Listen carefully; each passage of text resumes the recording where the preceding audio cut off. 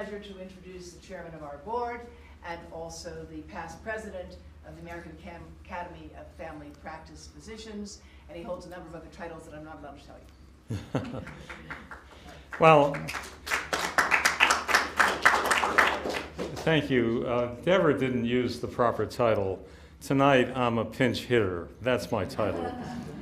Unfortunately, Iris had to leave because of a family illness.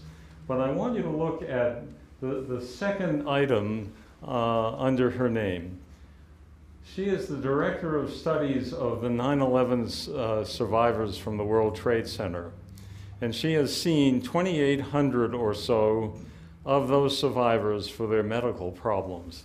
Now, the numbers are not quite accurate in the sense that those are the ones she's seen. Many have been treated by their own doctors. But it's that background that makes a big difference. She raises some questions, and the question is synergy. Now, like most other things, cell phones don't operate in vacuums. And there is some growing evidence that there is synergy between cell phone use and other influences. Two of these studies are in front of you. In 2015, Lurchel found that animals exposed to both a known cancer-causing agent and radio frequency develop more liver and lung tumors than animals exposed to either agent alone. Lurchel's study replicated a 2010 study demonstrating increased liver and lung tumors, but his 2015 study used a larger experimental population and very low levels of radio frequency, which were below governmental exposure levels. The other study was a study in humans done in Korea. One of the things that is known is that children exposed to lead have a higher incidence of attention deficit hyperactivity disorder.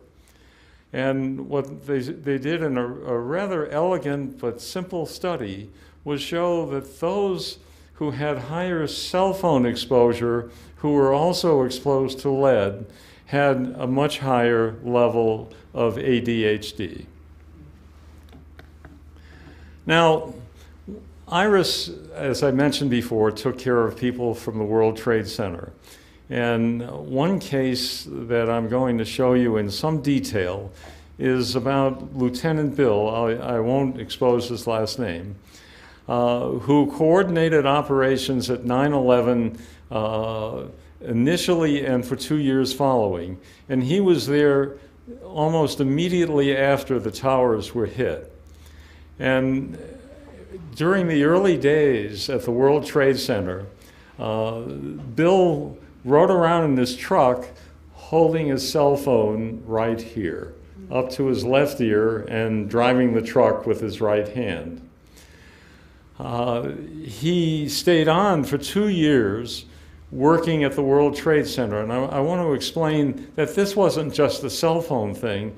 There were all kinds of radio frequency emitting wires all over the place, including what you might call cell towers, but they were just basically on the ground.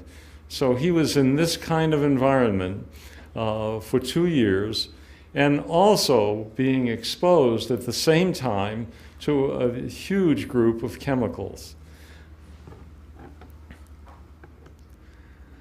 In 2015, remember 9/11 was 2001, it takes a long time for brain tumors to develop. In 2015, he presented with a memory loss. 3 months later, he had an abnormal MRI demonstrating a glioblastoma multiforme, a name that is very long, very big, and very frightening. This is a major brain tumor with a small chance of recovery. Within 3 days, he had surgery to remove as much of the tumor as they could. This was followed by chemotherapy and radiation, but unfortunately, he died on December 27th, 2016. Now, what was going on? Well, first of all, as I mentioned, there were multiple toxin exposures, all kinds of toxins. Complex exposure to microwave radiation from both phones and all sorts of devices that were set up for a whole variety of reasons. Now, Iris has more cases. Beside Bill, she had 2 other temporal lobe glioblastomas and 1 temporal lobe astrocytoma, an equally threatening tumor. And there's another brain tumor that's currently under investigation. Well, what does this show? It certainly shows a need for further studies. What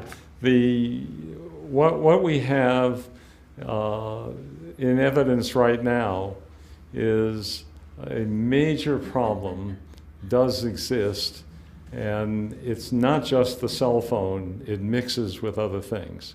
Thank you.